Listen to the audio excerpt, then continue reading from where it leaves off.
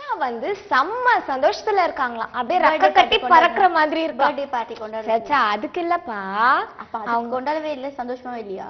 அப்படியே கொண்டு போட்டுருவோம்னு சொல்லு. அதுக்கு ஹாப்பி தான், இது வேற ஹாப்பி. ஓகே ஓகேவா? ஹாப்பிக்கு நிறைய வித்தியாசம் இருக்கு. ஆமா, அவங்க பர்த்டேல இருந்து அப்படியே ஹாப்பினே வச்சுக்கோங்க. ஓகேவா?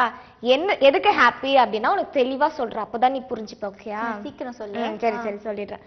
அவங்க வந்து இப்போ ஜீவா கூட ஒரு படம் நடிச்சிருந்தாங்கல்ல, அந்த படம் வந்து ஹிட். ஓகே பரவாயில்ல, ஆமா ஏதோ ஓரளவுக்கு பாக்குற மாதிரி இருந்தது. ரொம்ப பெரிய ஹிட்னு சொல்ல முடியாது, ரொம்ப ஃபிளாப்னு சொல்ல முடியாது.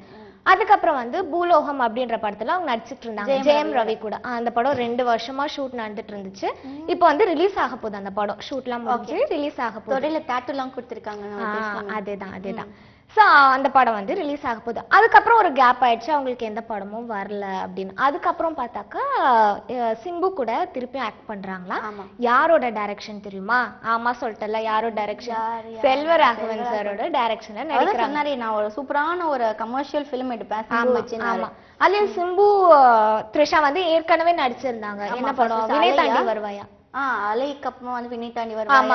அப்படி வினை தாண்டி வருவாயா வந்து நல்ல ஹிட் ஆச்சுல்ல. ஆமா, சோ அந்த மாதிரி இது இருக்கும். தெரிஞ்சாலே செமையா ஹிட் ஆயிடுது படம். ஆமா ஆமா. சோ இந்த ஸ்கிரிப்டும் வந்து அந்த மாதிரி இருக்கும், எங்களோட திருப்பி இந்த ஜோடி இணையறதுனால அந்த மாதிரி இருக்கும் அப்படின்ற ஒரு நம்பிக்கையில அவங்க வந்து செல்வராகன் படத்துல நடிக்க போறாங்களா 2 பேரும். இதுக்கப்புறம் என்ன விஷயம் அப்படின்னா, அதுதான் செம்ம இன்ட்ரெஸ்டிங்கான விஷயம். சொல்லி அஜித் சார் நடிச்சிட்டு இருக்கார்ல கௌதம் மேனனோட டைரக்ஷன்ல, அந்த படத்துல ஃபர்ஸ்ட் த்ரிஷா தானே கமிட் பண்ணிருந்தாங்க. அந்த படத்துல நடிக்க மாட்டேன் அப்படின்னு சொல்லியிருந்தாங்க, நான் வந்து ஹீரோயினா தான் பண்ணுவேன் அப்படின்னு.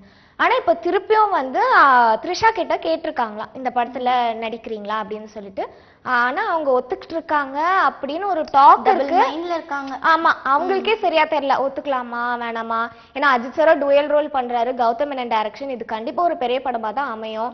நடிக்கலாமா வேணாமான்னு அவங்களே கன்ஃபியூஸ்டா இருக்காங்க போல இருக்கு. பட் இப்போதைக்கு கமிட் ஆகி இருக்காங்க அப்படிங்கிற மாதிரி ஒரு டாக் இருக்கு. பட் அது தெளிவா தெரியல அவங்க இந்த படத்துல நடிக்கிறாங்களா என்னன்னு சொல்லிட்டு. சோ இதுதான், இதனால த்ரிஷா வந்து என்ன நினைக்கிறாங்கன்னா, நான் வந்து ஒரு சீனியரான ஹீரோயின், எனக்கு வந்து இப்போ நிறைய சான்ஸ் வந்திருக்கு, திருப்பி ஒரு ரவுண்ட் வருவம் போல இருக்கு இந்த இண்டஸ்ட்ரியில, ஒரு கலக்கலாம் பூந்து எல்லாம் படத்துலயும் அப்படின்னு பயங்கர சந்தோஷத்துல ரெக்க கட்டி பறக்குறாங்களாமா நம்ம த்ரிஷா.